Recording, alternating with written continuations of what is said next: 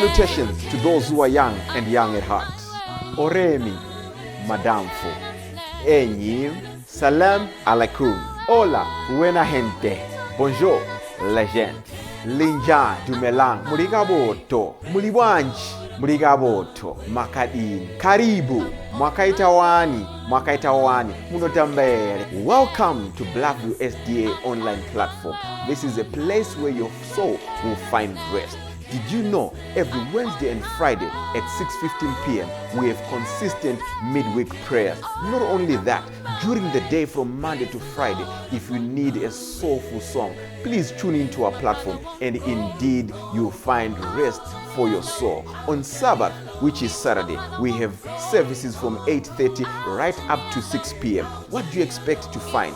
We have got the church at study, Sabbath school, music.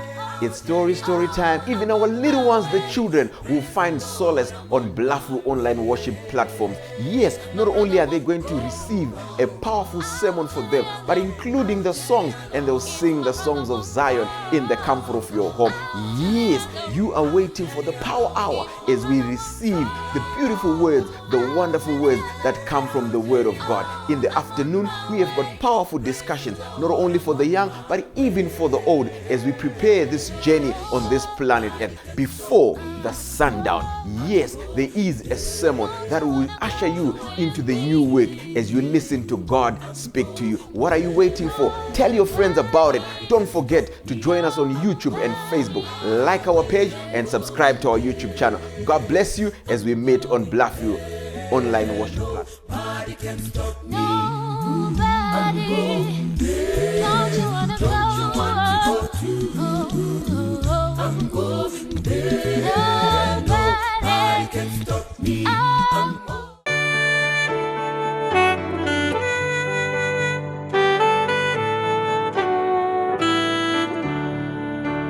Domutewera kweseko Danziza kusimbira Dotondera kudifira Ipo pamchinjiko we Calvary Ishe Jesu wanditukabira Imo murendo rese Nguva tese Arishamwari Yeidi Dinotondera Calvary Dofarira te Moake Doda andi tukabire Rudo rwake Kanaka Iro rwahereswa pa Calvary Ishe Jesu wanditukabira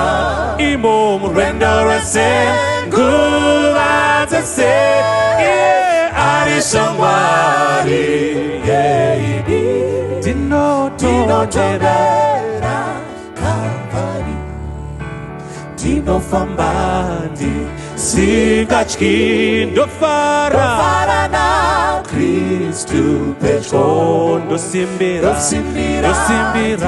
Chaona Iyo Shamwari pa Calvary Ishe Jesu Jazira Imo murendo rese Nguva tese Arishamwari Yeidi Dinotondera Calvary Jesu Ishe Jazira Imo murendo rese Nguva tese Arishamwari Yeidi Dinotondera Calvary Dinotondera Calvary Dinotondera Calvary Dinotondera Calvary. Tinokuchingamidzai zvakare tisati tainda kupararira mukati menzvimbo dzatoshandira. timbowana mukana wekunamata. Tinoda kutenda vakotsvere vedu vechirongwa chino vanotigadzirira chirongwa chakanaka chinotisimudzira chinotapira zvakadai kuti munhu achingomuka mujira asati ambowana breakfast awana breakfast yeshoko. Usamwa tii usati wamwa shoko, usazvidaro, tanga wamwa panapa. Ndo munyatso nemukaka wakasisa gwendo kuno, ndo pari kubuda romba ipo panapa.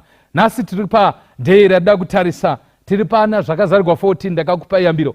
Kana usina kuwana dhei rekutanga kana kuti rimwe dhei rechapter 14 verse 6 itsvage yakanzi ivhangeri yeushe, ndo verse 6. Nasi toda kumbotarisa verse 7 inotizvo, akati nenzwi guru, ityai Mwari mumurumbidzei, nokuti nguva yake yekutonga yasvika. Namatai iye akasika denga nenyika negungwa namatsime emvura.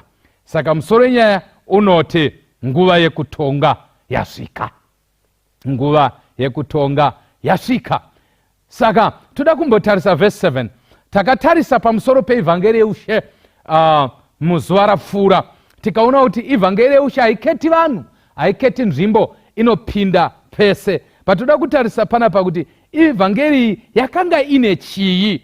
Saka verse 7 iri kutaurira zviri muvhangeri iyi. You see now? Saka in other words iri kutipa recipe yevhangeri kuti vhangeri yacho ndeipi. Saka hainongedzi kuti vhangeri yacho ndeyakati ndeyakati. Inotaura zviri mairi, nokuti zviri mairi ndo zviri vhangeri. Mazvibataka. Saka haisi kutaura kudoma zita kuti mukaona vanhu vakati nevakati ndo vanenge vane vhangeri yeushe.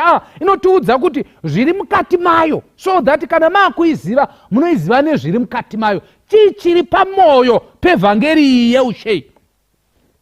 The Bible says akati nezwi guru. Ndianiko? Mutumwa akawo. Takataura nezvemutumwa, messenger. Vara rekutanga ndoda kuti tiongorore ipapa nderekuti mutumwa haana kubhururuka nyerere. Amen. Hatifanirwi kungonyarara vanhu vaMwari. We must not keep quiet. Especially nemazuva atakurarama anaya, it's not fair kuti munhu anongonyarara asi yaani anza. Munoziva kuti vakuru vedu vaitirovera zvinhu zvakadaro. Ukavhunziwa ndiani aita zvakati, ukati zi. Iwe uri kunyarara sei? Handidi munhu anondinyarara, totorohwa. But vaizokanganisa kuti kana ukapindura handidi munhu anondipindura. Ndo pameno zvamaida kutiita wipa. But ndirozi haina kunyarara ba. Tigere nevanhu vanyerere.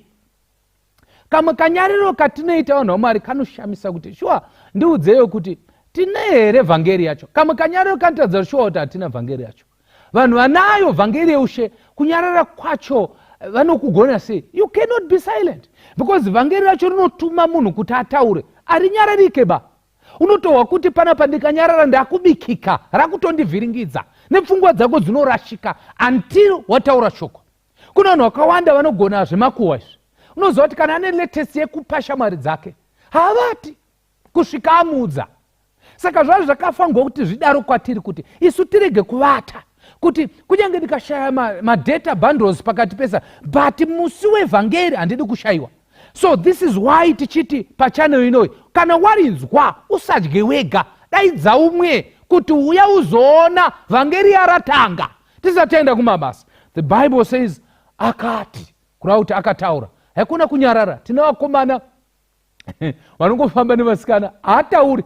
Anoendesa mazuva ano kune mapizza inika, poita machicken ini nemanandosi, automubhadharira even mari yekuenda kuyouth camp. Haiwaka, taura. Hakuna kungomuya, taura. Ekunoti anozvona, taura.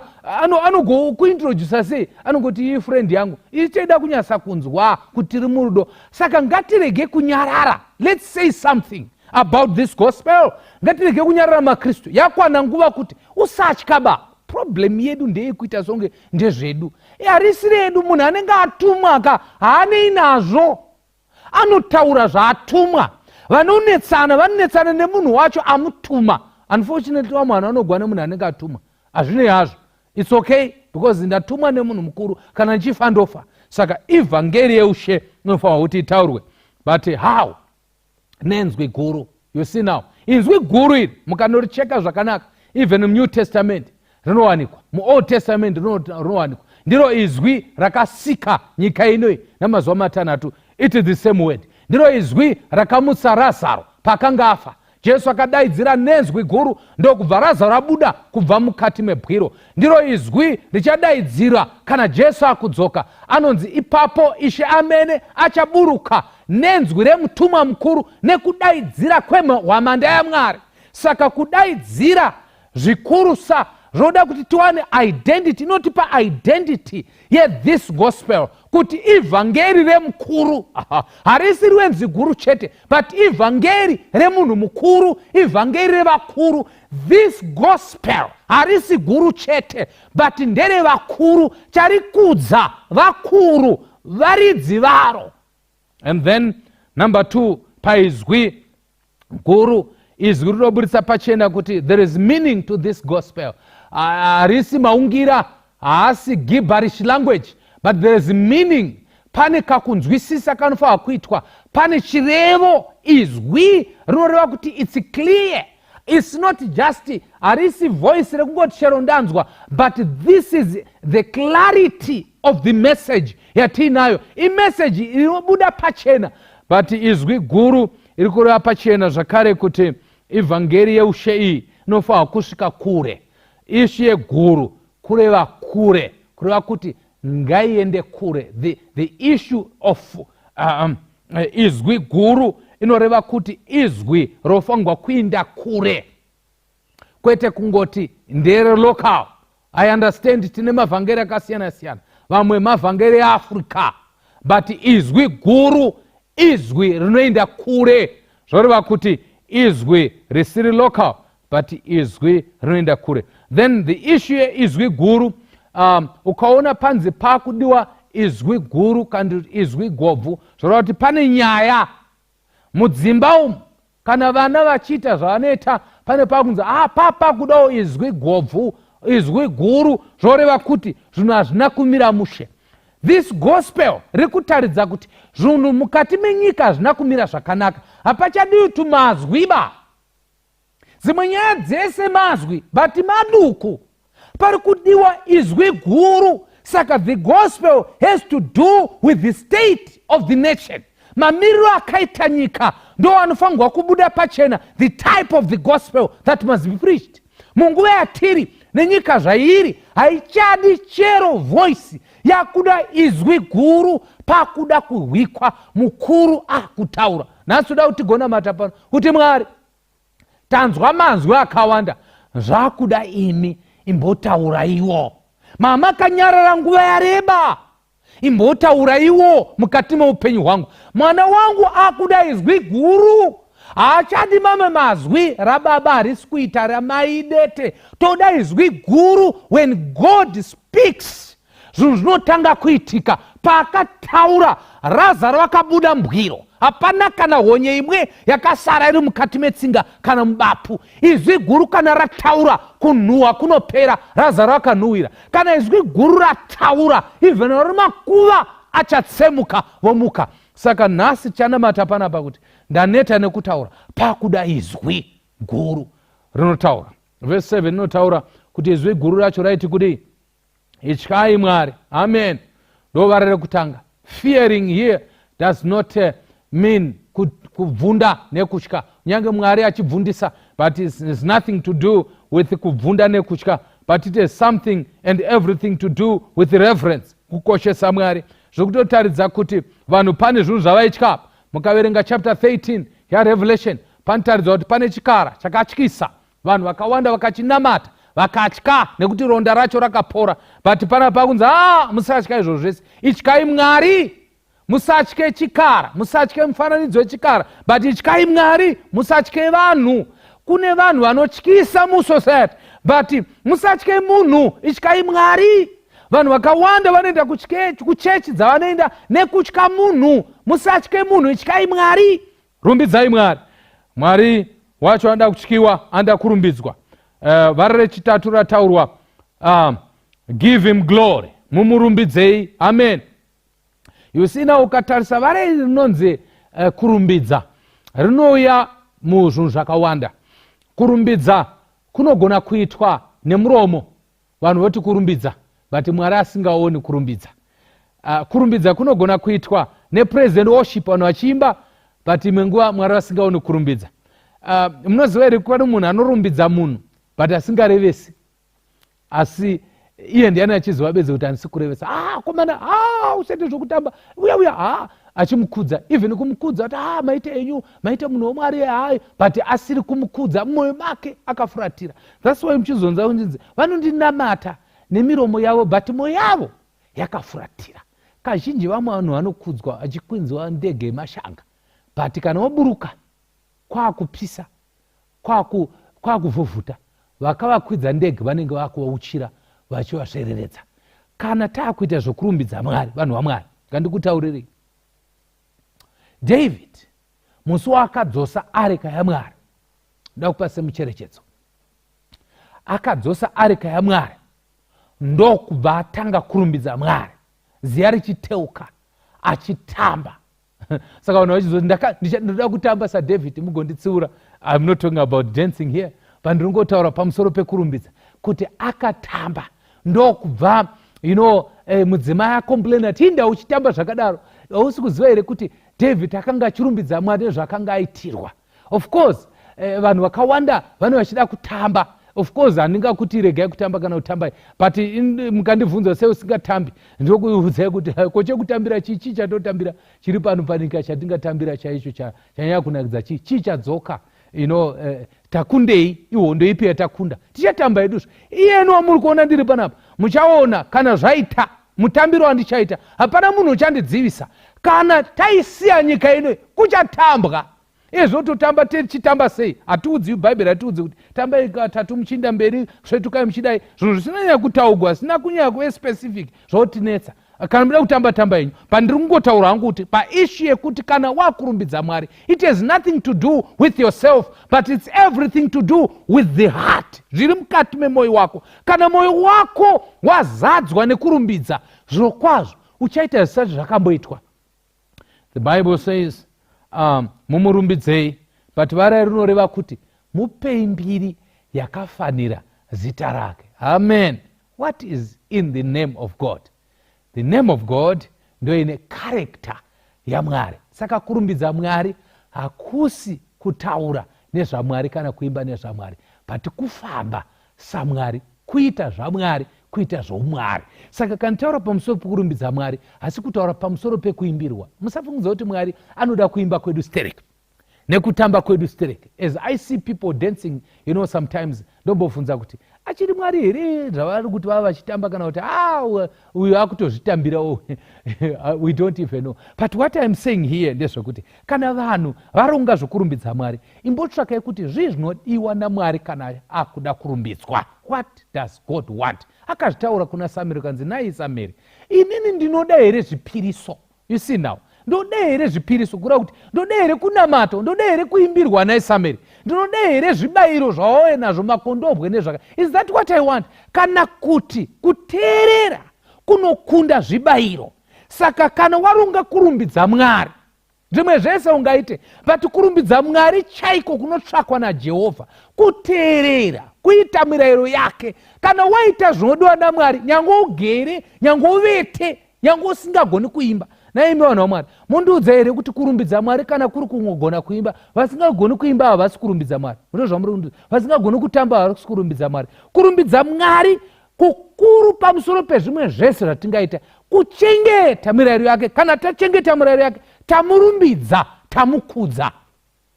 You see now, the Bible says, nokuti nguva yake yokutonga yasvika. Amen.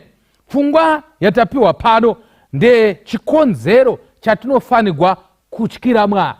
Chikonzero chatinofanirwa kurumbidzira Mwari ndechekuti tiri munguva yerutongo. Saka kana usingazivi nguva yatiri, kurumbidza kwako kunoshota. But ukaziva nguva yatiri, tiri panguva ipi, kurumbidza kwako kunokura. Saka ndati haisi nyaya yekutamba, haisi nyaya yekuridza ngoma nekuridza magitare. Nengare kuti kana nguva yerutongo payakanga yasvika, paday of atonement, chazvitaura kana nguva yacho yasvika pachitaura pamusoro peday of atonement, ndo nguva yekutonga iyoyo. Chii chaitika paday of atonement? Papasingaridziwi mumhanzi, papasingatambwi, munhu umwe neumwe aiwira pasi muguruva achireurura zvitema zvake, nokuti ndipo paipinda muprista mukuru kamwe chete pagore. Saka ichinzi Day of Atonement. At one moment aipinda kamwe chete muimba tsvene-tsvene aine ropa rembudzi yainzi mbudzi yavanhu, chazotaura manje manje. Kozoita mbudzi yainzi Azazel, chazotaura manje manje. But I want to show you kuti inguva yerutongo ndezvipi zvatofange tichita panguva yerutongo. The Bible says, ityai Mwari mumurumbidzei. Saka kutya Mwari kuita sei? Kumupa mbiri yakafanira zita rake, kuchengeta mirayiro yake chikonzero. Tiri munguva yerutongo. Saka vanhu vaita sei panguva yerutongo? Ndopavaichema zvivi zvavo. Why? Kana vaisachema zvivi zvavo, chii chaitika? Painzi muprista mukuru akazobuda muimba tsvene-tsvene, akapinda muimba tsvene, akabuda kuvazhe kwakwakazara vanhu vakagara ikoko kuvazhe. Aiwanikwa asina kureurura chivi chake, muri kuibata here, aizofa, nokuti chitema chake chinenge chisina kuinda nemuprista mukuru apo. Saka ndiri kuvhunza vanhu vaMwari, nekuipa kwakaita zvinhu, nekuoma kwakaita upenyu, ungatamba here? Ingava nguva here kuti tingatamba? Tine here energy yekusimuka tichijaivha? Handisi kushora vanhu vaMwari, vandoda kukutaridzai kuti nezvivi zvatinazvo izvi, energy yacho yekusimuka uchitamba unoiwana kupi? Uchitamba uchiita sei nekuremegwa kwawakaitwa nezvivi? Panotambika seiko panyika? Tine mitumbi yakadai, hatina nguva yekuviga. Tinotamba sei? Tinotamba seiko nezvakaita nyika neCovid? Unowanepi jaivhi? Unoiwanepi jaivhi uchiviga mai nevana vavo zuva rimwe? Unojaivha sei? Apaita apa aisiri nguva yekutamba, yave nguva yekuti umwe neumwe acheve zvimi zvake pameso paMwari, because nguva yekutonga kwake yasvika. Kwete kuti ichasvika, it has come. Tiri munguva yerutongo. You see, the Bible is clear kuti nguva yerutongo iyi yakatanga 1844. Mukanoitsanangura kuna Daniel chapter 7, chapter 8, itsanangura pamusoro pekuti after 2300 days then the sanctuary shall be cleansed. Zvaibudisa pachena kuti Kristu aizopinda muimba tsvene-tsvene muna 1844. Vakanga varipo vakafanana William Miller, vakomana vakanga vachinamata vana James White, vaifungudza kuti Jesu ari kuuya pano panyika, uzochenurura pano panyika. But then vakarasika kuti Jesu akanga achinopinda muimba tsvene-tsvene kudenga. Saka kubva 1844 kusvika 2021 tiri munguva yerutongo. Ipapo ndopakaonekwa na John the Revelator anoti, ipapo ndakazoona denga richipetwa sebhuku rinopetwa. Hwamanda ikarira, vanhu vakatiza vachiti kumakomo, tiwirei tirege kuona nekusangana neuyo agere pachigaro, nokuti zuva rekutonga kwegwayana rasvika. You see now? Saka nguva yerutongo yakatanga 1844 iri kuzoguma apo hwamanda icharira. Inorira rini hwamanda? Hatisi kuziva isi, but hwamanda yava pedyo here hongu, nokuti zvioneso zvenguva tazviona. Saka hatisina nguva yekutamba iye zvino. Bhora muhondo haisiri nguva yekudhiribhula.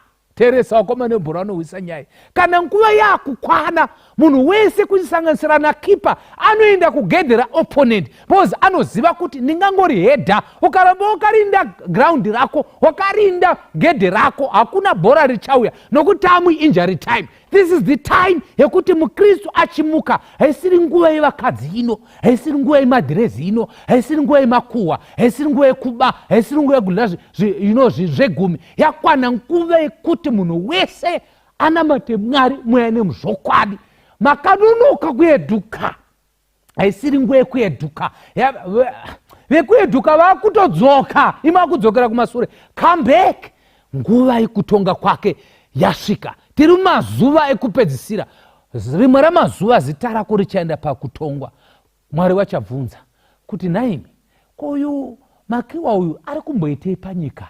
Ari kuchengetegwei? Ane profiti yei? Ipapo kana zuva racho rasvika, haugoni kuzomira. Let me talk to someone before we go kumabasa edu.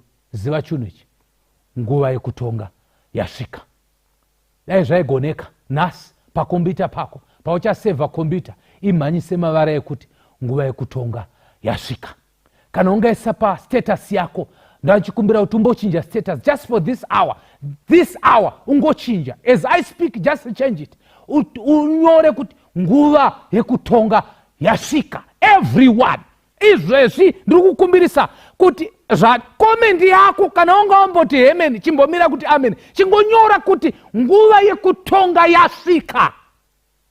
Let it be done so that every nation, every tribe, every tongue must know nguva yekutonga yasvika. All Mandara viewers, ndichikukumbire kuti padeira nhasi, just now before you go palunch, status ngaimbochinja vanhu vazive kuti nguva yekutonga yasvika. Let our statuses change paFacebook, paWhatsApp, papi zvapo, paInstagram. Senda picture. Nguva yekutonga yasvika. This is the time. Kana wa receive a message, kana wa kudavira phone, usati hello, tanga wati nguva yekutonga yasvika. Kana uri receptionist, kana munhu akutaura newe ukangoti uri pa company ipi zvayo, listen very carefully. Kana wa kudavira phone nhasi, usati wati hello, iti nguva yekutonga yasvika. Kana wa kusenda message wapedza, usati babai, iti nguva yekutonga yasvika.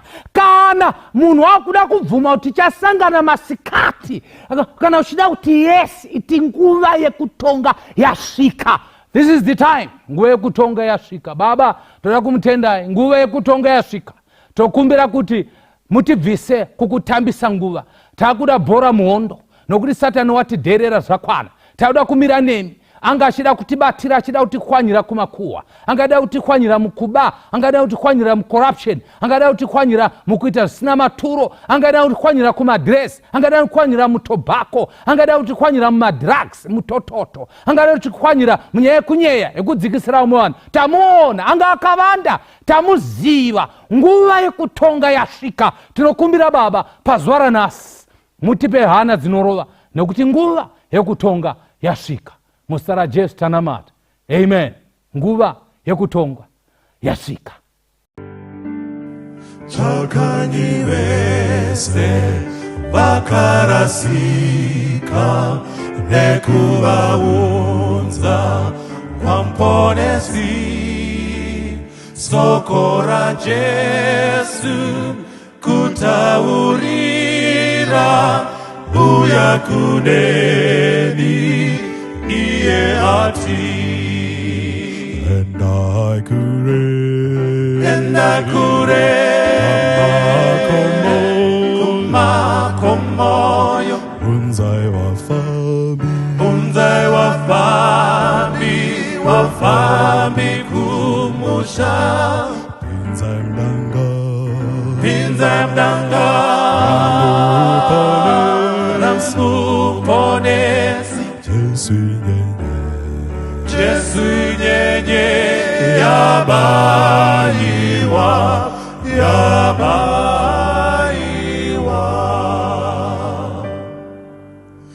Chakanyi wese vakarasika kuvaratidza kuna Jesu, kutungamira muiyo nzira yeruponeso neupenyu. Endakure kumakomoyo unzai wafambi kumusha pinza mdanga remuponesi Jesu nyenye yabayiwa.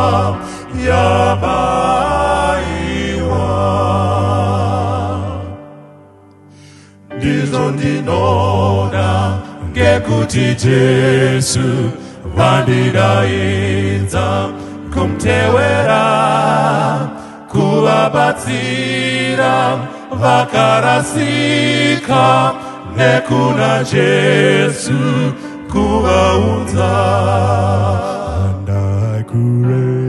Endakure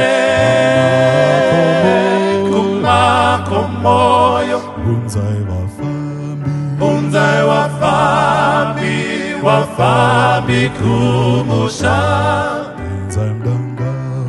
Pinza mdanga Muponesi Jesu nyenye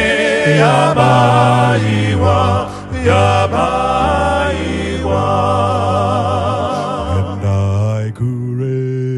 And I kure Kumakomoyo Unzai wafambi kumusha Pinza mdanga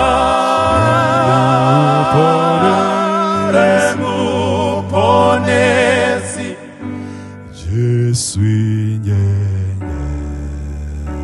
Jesu nyenye